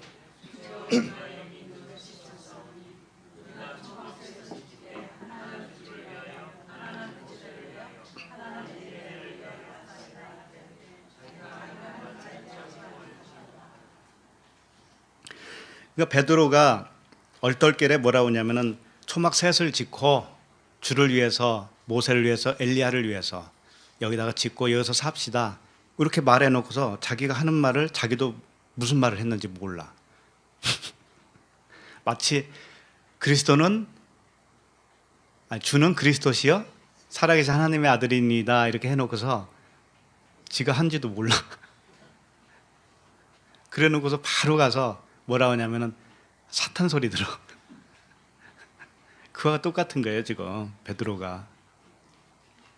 초막이 뭐냐면은 스케네라고 하는 단어인데 장막이라는 뜻이에요. 초막, 장막 이런 뜻이에요. 그러니까 출애굽을 해서는 어떻게 무엇을 지었나요? 초막을 졌잖아요. 장막을 졌죠. 텐트를 졌죠. 요거 세 개를 짓자 이거죠. 요거 세 개를 짓고 나면 우리의 이 내적 성전이 지어진다는 거 아세요? 모세와 엘리야와 예수님을 겪어야 이 삼세판을 해야 비로소 마음 성전이 지어지는 거예요. 초막 셋을 짓다고 하는 것은 모세라고 하는 성막, 모세라고 하는 초막, 엘리야라고 하는 초막, 예수님이라고 하는 초막을 거쳐야 그 성전이 거쳐져야, 다르게 말하면 성소 뜰과 성막과 지성소 이런 의미고, 또 다르게 말하면 성막과 성전과 그 다음에 예수님이라고 하는 육체 성전 요걸 다 겪어야 내 마음의 성전이 지어지는 것이에요. 그 자체가. 그래서 3층 천이라고 그래요. 3층 천. 내 속에 마음 성전이 지어지는 것이 세 번째예요. 세 번째. 육체 예수와 함께 죽고 육체 그리스도로 세워지는 것. 예수님의 초막은 뭐예요? 나의 초막이기도 한 거예요. 그러니까 베드로가 그러잖아요. 자기 장막은 없잖아요. 여기에. 자기 초막은 없잖아. 모세 초막, 엘리야 초막, 예수님 초막 지어놓고서는 거기서 살지. 자기는 어디서 살려고? 자기는 예수님에게 속한 거예요. 그렇게 해서 그 초막을 겪는다는 건 뭐냐면 초막이 날아가야 돼. 그 지어진 것들이 날아간 다음에는 진짜 내 안에 그 그리스도라고 하는 성령의 전이 세워지는 거죠. 그래서 이게 삼세판을 하는 거예요. 여기서도. 그래서 이 모세, 엘리야, 예수는 다 겉성전을 의미하고 있어요. 겉성전. 이 겉성전을 처음에는 지어요. 다 누구나. 그리고 나서 이 겉성전이 진짜 내면의 성전으로 바뀌어지는 거예요. 변화되는 거죠. 자, 34절을 읽겠습니다. 이 말 할 즈음에 구름이 와서 그들을 덮는지라. 구름 속으로 들어갈 때에 그들이 무서워하더니. 자, 구름이 덮이니까 왜 무서울까요? 구름이 뭘까요? 구름이 무지개를 어디에다가 숨겨놓았다고 그랬죠? 네? 구름 속에다가 무지개. 그러면 무지개가 들어있는 곳이 구름이잖아요. 우리 지난주 주일에도 했으니까 금방 아시죠? 구름은 쉽게 말하면 이 66권이, 성경 66권이 구름이에요. 그런데 성경 66권이 구름이라고 했을 때는 이게 문자예요, 문자. 자, 이것을 어떻게 알 수 있느냐면 출애굽기 19장 16절을 좀 보시면, 한 절이니까 제가 읽어드립니다. 셋째 날 아침에 우레와 번개와 빽빽한 구름이 산 위에 있고 나팔 소리가 매우 크게 들리니 진중에 있는 모든 백성이 다 떨더라. 이렇게 되어 있어요. 빽빽한 구름이 산 위에 있는데 백성이 다 떨어요. 무서워서. 이게 뭐냐면 하나님의 현현이거든요. 하나님이 직접 임하셨어요. 산에. 셋째 날 아침에 우레와 번개와 빽빽한 구름이 산 위에 있고 나팔 소리가 매우 크게 들리니 진중에 있는 모든 백성이 다 떨더라. 구름이 성경 66권이라고 그랬습니다. 그러면 성경 66권을 문자로 보면은 어떻게 되느냐면은 문자 하나님이 그를 다스리게 되어 있어요. 그러면 떨어야 되겠어요? 안 떨어야 되겠어요? 떨 수밖에 없습니다. 문자 하나님은 무서운 하나님이에요, 여러분. 이렇게 하라, 이렇게 하지 말라 되어 있어요, 분명히.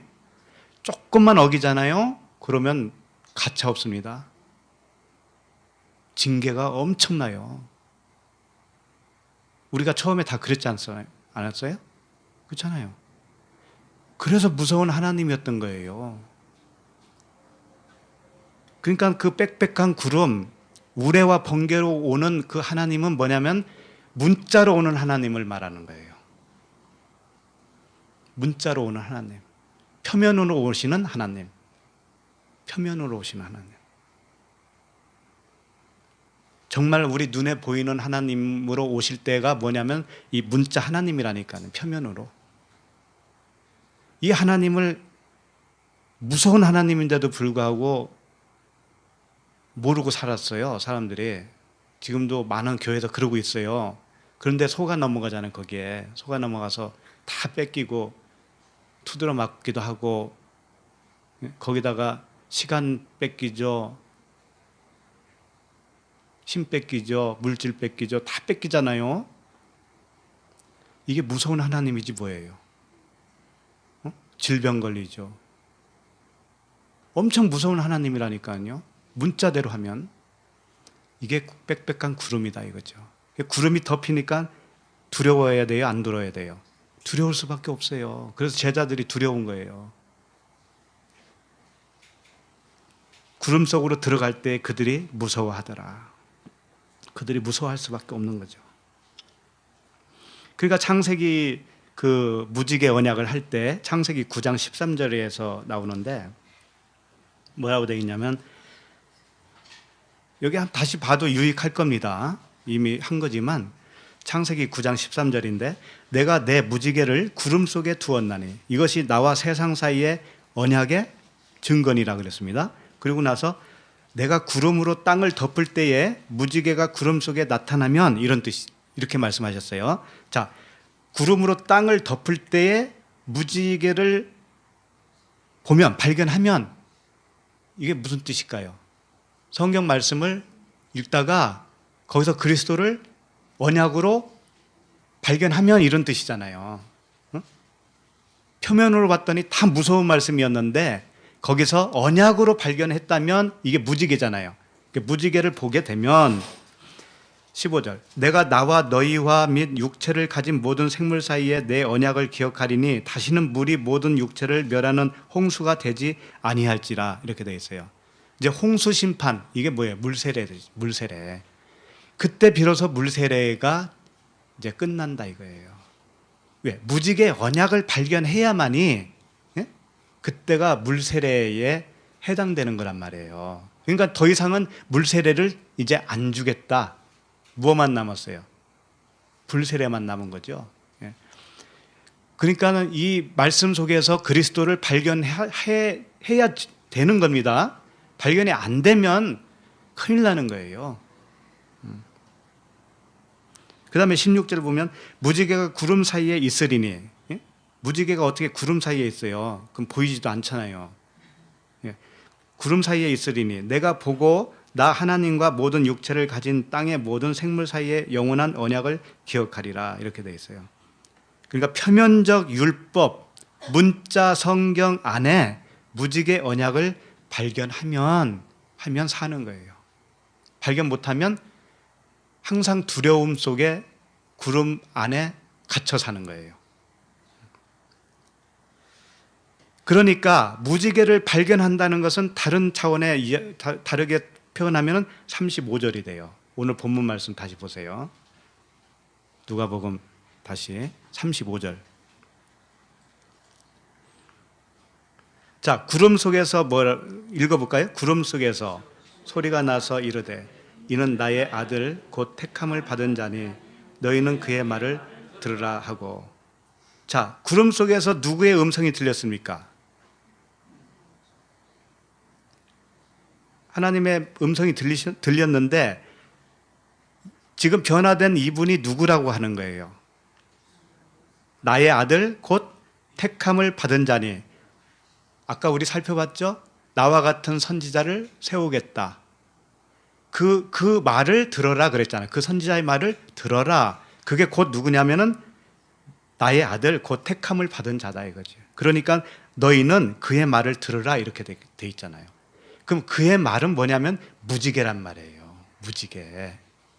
그 구름 속에서 들리는 음성이 뭐였냐면 무지개였단 말이에요. 아까 창세기에서 뭐라고 했어요? 무지개를 발견하면 그랬잖아요. 무지개를 발견하면 홍수로 심판을 안 하겠다 그랬잖아요. 발견 못하면, 여기 본문 말씀대로 그러면 아들의 음성을 안 들으면 이런 뜻이에요. 안 들으면 너희들은 홍수 심판을 면할 수가 없어. 심판이 또 기다리고 있는 거야. 이런 말씀이라고요. 그러니까 신명기 18장 18절 아까 살펴본 말씀인데 다시 읽어드릴게요. 내가 그들의 형제 중에서 너와 같은 선지자 하나를 그들을 위하여 일으키고 내 말을 그 입에 두리니, 그 아들의 입에 말을 두겠다. 두리니 내가 그에게 명령하는 것을 그가 무리에게 다 말하리라. 누구든지 내 이름으로 전하는 내 말을 듣지 아니하는 자는 내게 벌을 받을 것이요. 이렇게 돼 있단 말이에요. 그러니까 오늘 구름 속에서 무슨 말씀을 하고 있냐면 내 아들이니까 그의 말을 들어. 이렇게 된 거죠. 그의 말은 무지개 언약이야. 이런 뜻이에요. 그 무지개 언약의 말씀을 못 들으면 넌 죽는 거야. 저주야. 이런 뜻이란 말이에요. 그래서 요한복음 5장 25절에 이런 말씀을 하신 거예요. 진실로 진실로 너희에게 이르노니 죽은 자들이 하나님의 아들의 음성을 들을 때가 오나니 곧 이때라. 듣는 자는 살아나리라. 이렇게 되어 있다 이 말이에요. 듣는 자는 살아나는 거예요. 무엇으로 들어야 되냐면 언약으로 들어야 되는 거예요. 이 문자대로 들으면 큰일 난다니까요. 36절 마지막 보겠습니다. 36절 읽겠습니다. 소리가 그침에 오직 예수만 보이더라. 제자들이 잠잠하여 그 본 것을 무엇이든지 그때에는 아무에게도 이르지 아니하리라. 네.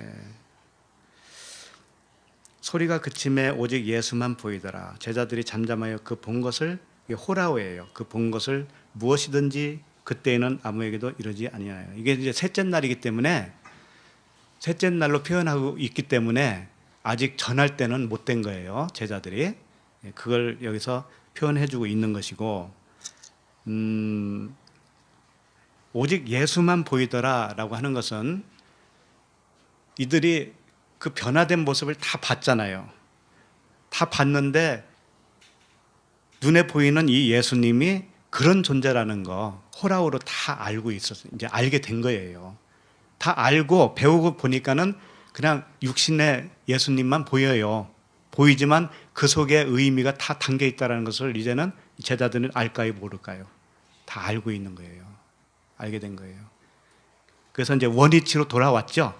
원위치로 돌아왔는데 그 변화된 모습도 다 이제는 물러가고, 모세도 물러가고 엘리야도 물러가고 예수님만 딱 남았는데 그 의미는 이미 다 알고 있어요. 이제 제자들 다 배운 거죠.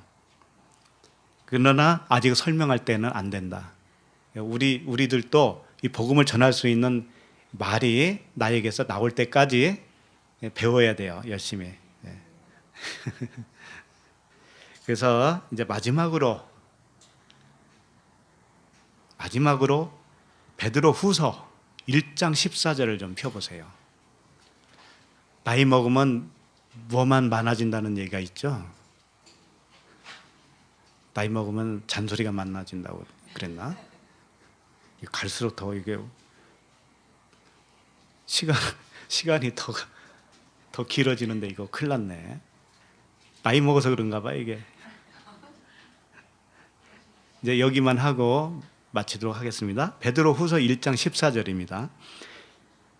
베드로가 쓴 겁니다. 베드로가.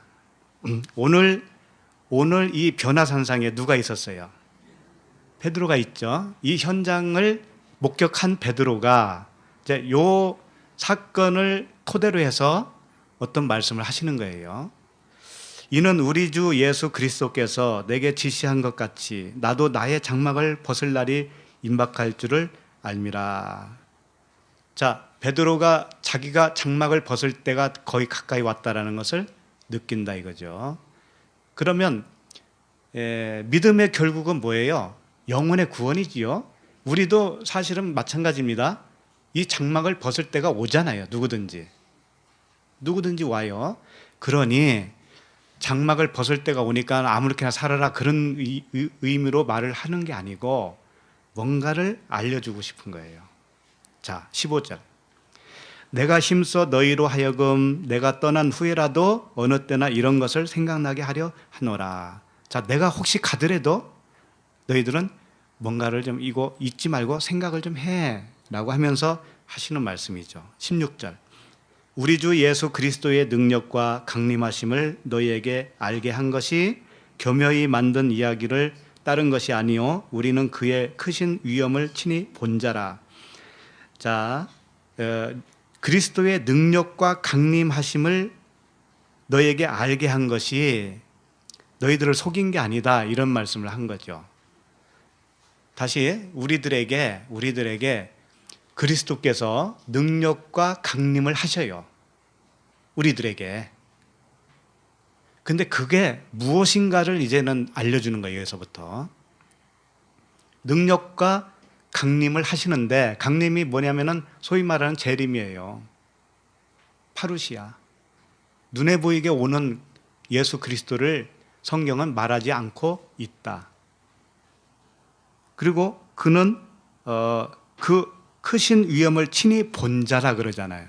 베드로가 그 현장에서 봤다 이거죠. 그 다음에 17절. 지극히 큰 영광 중에서 이러한 소리가 그에게 나기를 이는 내 사랑하는 아들이요 내 기뻐하는 자라 하실 때에 그가 하나님 아버지께 존귀와 영광을 받으셨느니라. 아까 구름 사이에서 그랬죠?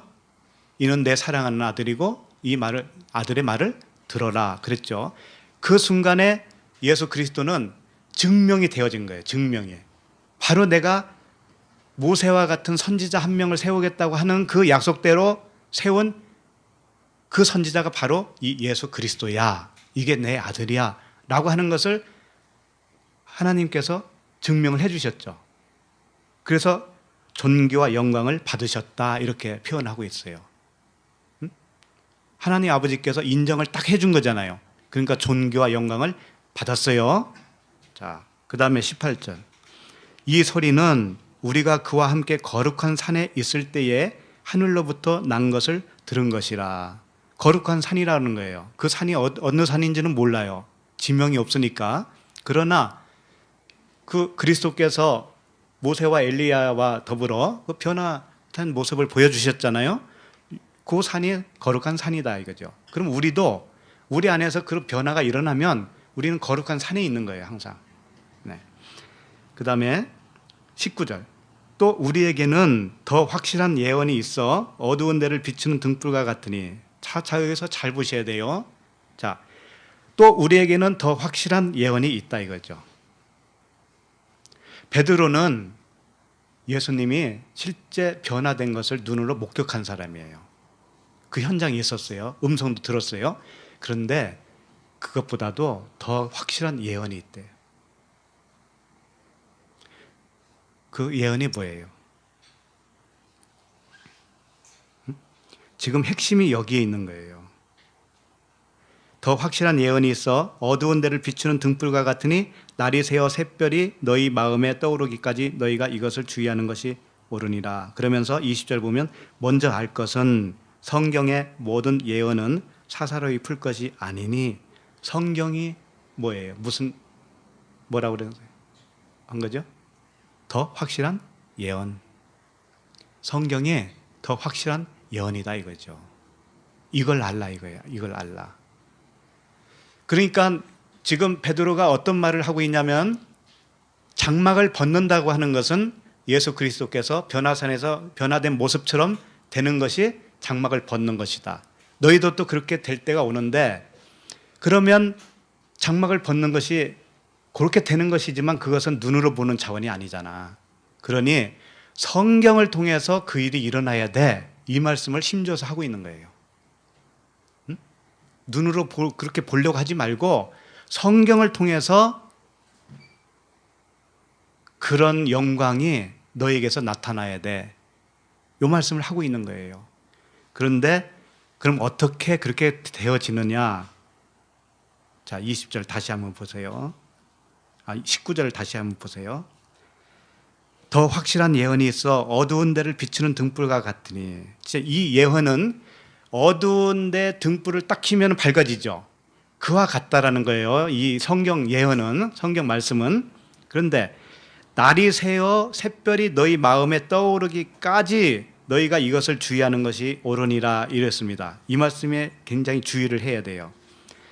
날이 새어 샛별이 너희 마음에 떠오르기까지, 날이 새어서 샛별이 네 마음에서 떠올라야 이 영광이 너에게 있는 것이야. 이 말씀을 하고 있는 거예요. 그렇다면 여러분들 각자 속에서 날이 새고 이 샛별이 마음에 떠올랐는지를 살펴보시라 이거예요. 떠올랐는지, 그런 때가 있었는지. 날이 새서 샛별이 떠오른다. 이게 뭘까? 이 말씀이 언약, 그리스도의 은혜와 진리의 말씀으로 내 속에서 풀어졌느냐 이거예요. 쉽게 말해서 내 안에서 풀어졌느냐 이거예요. 다 그렇게 됐습니까? 말씀을 들을 때 정말 그렇습니다. 진실로 그렇습니다. 아멘이 되어집니까? 네, 그러면 샛별이 떠오른 거예요. 샛별이 떠오른 거예요. 그래서 20절을 보세요.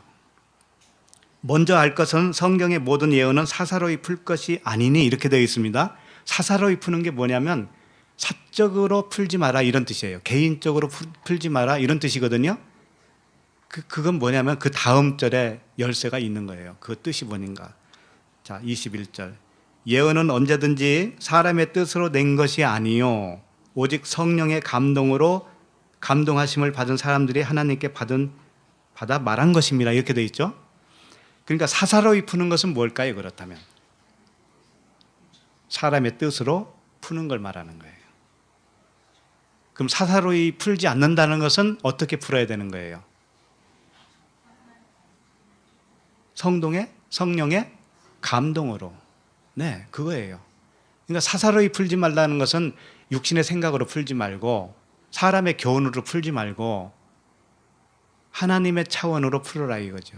근데 이것은 어떻게 그렇게 풀어지는가 하면은 아침이 되어서 샛별이 너희 마음에 떠올라야 이게 가능한 거예요. 내 마음에서부터 그 풀어지는 은혜가 있어져야 이게 가능하다 이거예요. 그렇게 해서 하나님의 말씀은 우리에게 생명이 되어지는 것입니다. 그분이 해주셔요. 그분이. 우리는 듣기만 하면 돼요. 듣기만. 듣는 데에 정말 창념을 하셔야 돼요. 세상 너무 바쁘게 살지 않으시기를 바랍니다. 듣는 데에 좀 투자를 해주시기 바랍니다. 우리 찬양 한 장 드리겠습니다. 그 빛이 없어도 환하게 다가오시는 그 복음성가 아시죠? 빛이 없어도 환하게 다가오시는. 찾아보세요. 빛이 없어도 환하게 다가오시는.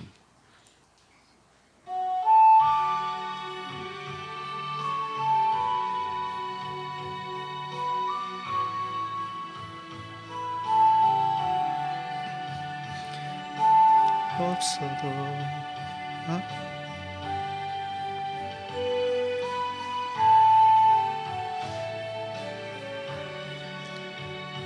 빛이 없어도 환하게 다가오시는 주 예수 나의 당신이여, 음성이 없어도 똑똑히 들려주시는 주 예수 나의 당신이여, 주님이 계심으로 나는 있고 주님의 노래가 머물므로 나는 부를 수 있어요. 주여, 꽃처럼 향기 나는 나의 생활이 아니어도 나는 당신이 좋을 수밖에 없어요.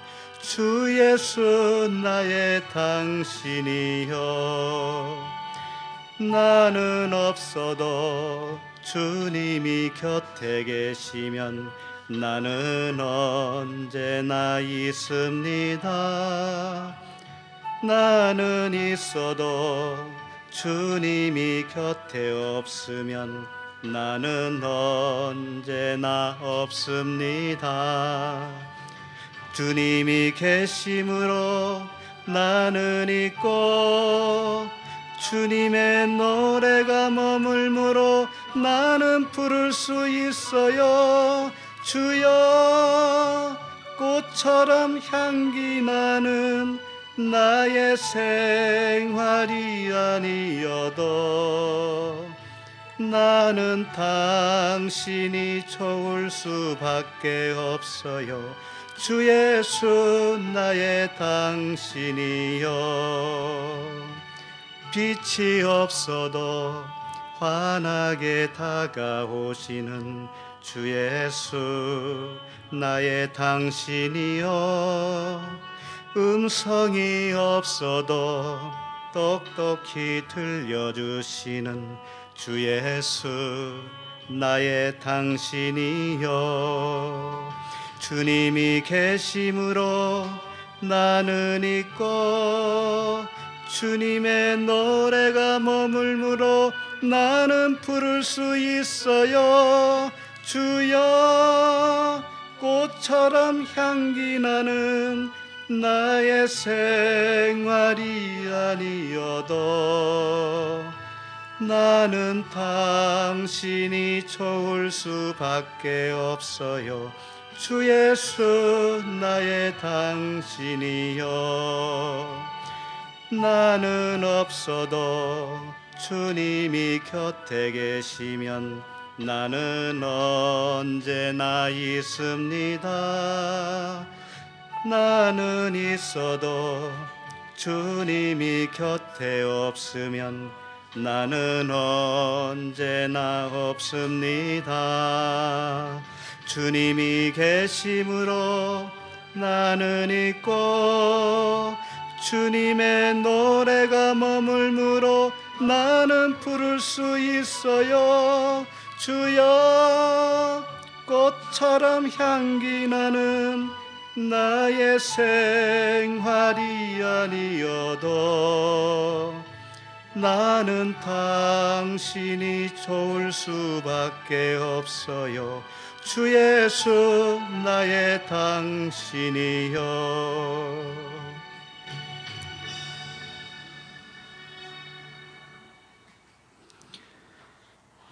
기도하시겠습니다. 하나님 아버지, 은혜와 사랑을 감사합니다. 주님의 그 변화된 모습을 통하여 예수 안에 있는 그리스도의 영광을 보여주시니 감사합니다. 우리들도 우리 안에 있는 그리스도의 영광이 햇빛보다도 더 밝게 비춰 주시옵소서. 우리 주 예수 그리스도의 하나님, 영광의 아버지께서 지혜와 계시의 영을 우리 모두에게 주셔서 하나님을 더욱 분명하고도 더 깊이 알게 하여 주시옵소서. 예수 그리스도 이름으로 기도드립니다. 아멘.